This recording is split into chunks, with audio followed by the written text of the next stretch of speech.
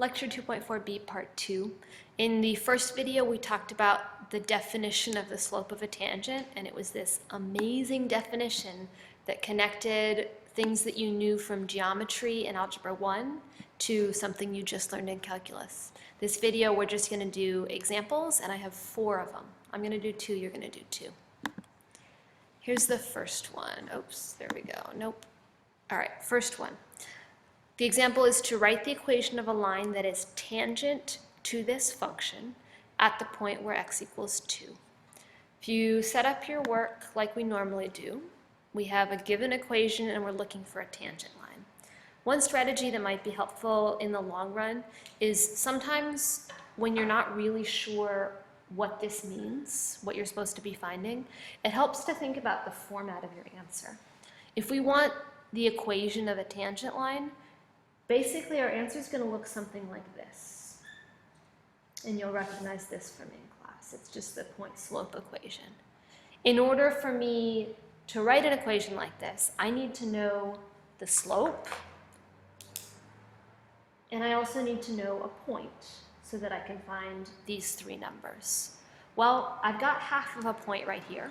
X equals 2 is the x-coordinate, and it's pretty easy to find the y-coordinate. If we just plug back in here, at x equals 2, y is going to equal 1/2. In other words, we have the point 2, 1/2. All right, so I've got an x1 and a y1, but I still need to find the slope, and this is where the definition that you just learned comes in useful. We just saw that the slope of a line at a particular point is equal to the limit as h approaches 0 of the difference quotient. Remember, h is the variable of the limit. It's the variable that we can't plug in now, but we're hoping to simplify. And x is the x value of the point. In this case, x is 2. So I can go ahead and simplify this limit to the next step, and it gives me the limit as h approaches 0 of f of 2 plus h minus 1/2. Now remember, 1/2 is f of 2. It's the y value at this point, and then h is on the bottom. We need to simplify this limit, hopefully so that we can cancel out this h and just evaluate it. In order to simplify it, first I need to compose this expression, which means taking 2 plus h and plugging it into the original formula for f. So my limit's going to look like this, where 2 plus h just took the place of x in the original equation. This is a little bit of a mess. I'm with you if you're kind of groaning in your head, but it's actually not going to be as bad as it looks. We need to simplify this expression. It's not about what should you do, it's about what can you try. Well, one thing I know to try is I can subtract these 2 fractions. In order to do that, I need a common denominator, which means I'm going to use the denominators I have to create a common denominator. So I'm going to multiply times 2 plus h on this side and times 2 on this side. And here's what we get.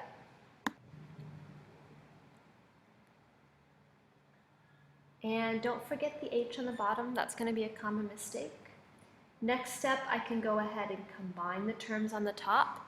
And at the same time, I'm actually going to bring the h out of the fraction using a keep change flip.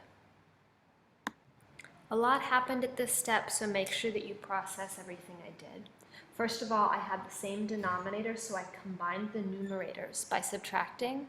But watch out for this negative sign right here. Some people may have a plus. That's the most common mistake with this skill. If you think about it, we're subtracting 2 minus 2 plus h altogether. And if you add the parentheses, it'll help you see why I have a minus h, not a plus h. But you have to know to add the parentheses. We're subtracting the whole term, which means we're subtracting 2, and we are also subtracting h. From there, the next thing I did was I took the h on the bottom. I thought of it as a fraction h over 1. And instead of dividing by h over 1, I'm multiplying by 1 over h, keep change flip. Next step, we have like terms. 2 minus 2, that should cancel out. And despite the fact that this still looks messy, this is great news, because looking at this expression, don't get distracted by the one from before, negative h and h are going to cancel out.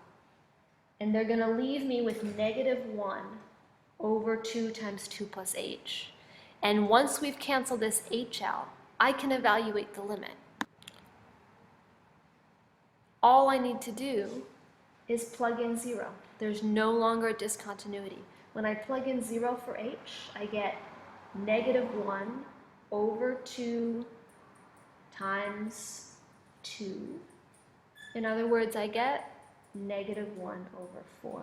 Notice that I kept writing the limit all the way until I plugged in 0. Hey, good news. That's our answer. Wait, no, it's not our answer. Our answer is supposed to look like an equation. So this is actually our slope, and all we need to do is put it all together. We've got a slope and a point. Write the equation. I plugged in the y value for y1, the x value for x1, and the slope where it belongs. No problem. Using my work, do the one that is supposed to be for you. Great, so here's the answer for the one that you did. I wrote my work in a long line, so I'm going to scroll through it. Pause if you need more time to look at any particular step. Notice where I found the common denominators.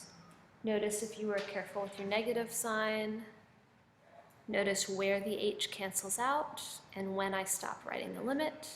And notice how simple the answer is. There's a cool reflection question here. If you think about the graph, what happens to the slope of a tangent line as x gets closer and closer to 0? Well, we've already seen an example where at 2, the slope was something around negative 1/4, which is a pretty small negative number. And then at 1, the slope is exactly negative 1. Think about the shape of this graph. If I sketched it, it would be the standard reciprocal shape. And it looks like this. So it depends a little bit what side we're approaching from, because there are 2 parts to this graph. Let's suppose we're approaching from the right. At 2, which is maybe like right here, we had a small, shallow negative tangent line. It looks like that. At 1, it's exactly negative 1, so it's kind of a diagonal. What happens as we get closer and closer to 0? Right here, what does the slope look like? Right here, what do you think the slope looks like? What kinds of numbers are these? How are the slopes of the tangents changing? Right, so maybe you realize that these slopes are getting more and more negative. In fact, they're going to negative infinity. Technically, that's a Unit 3 question, but if you got it right already, then you're ahead of the game. Let's do the last example here.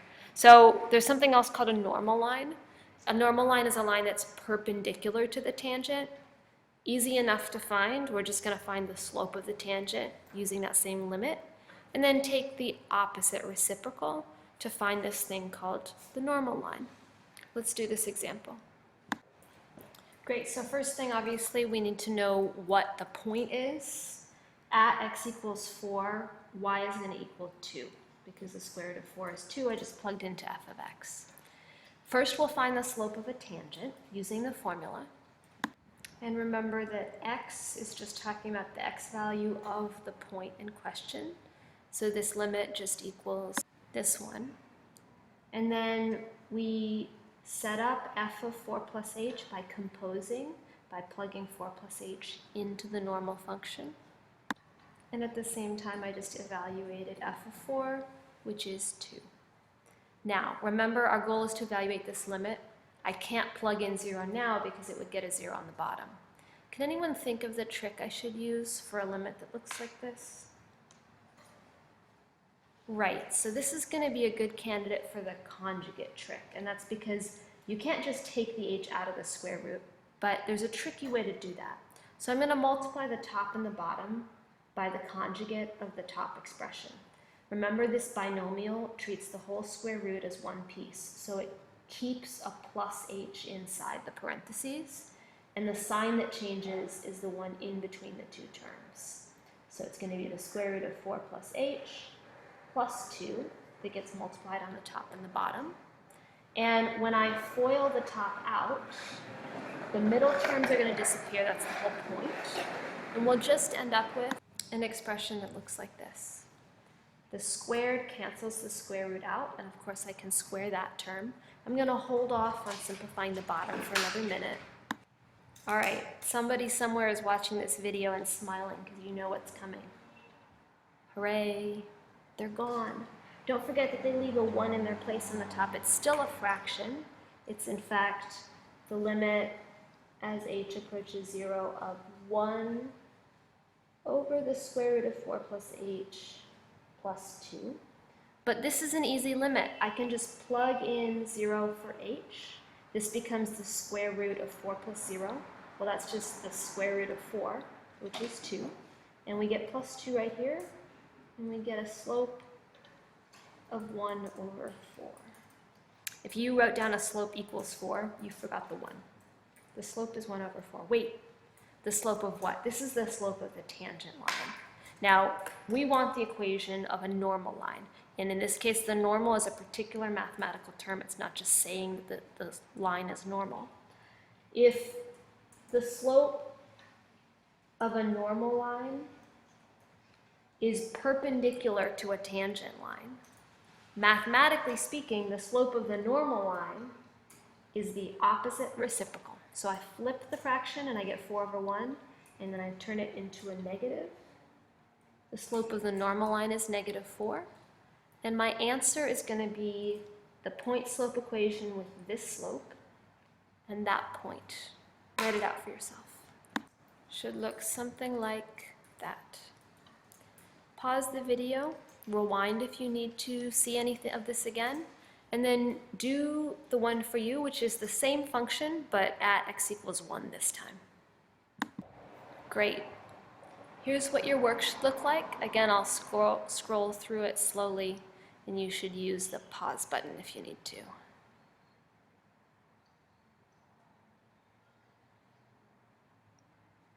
Sometimes the ones with 1 can actually be harder because it seems like everything always cancels out, so do be careful with your negative symbols, stuff like this.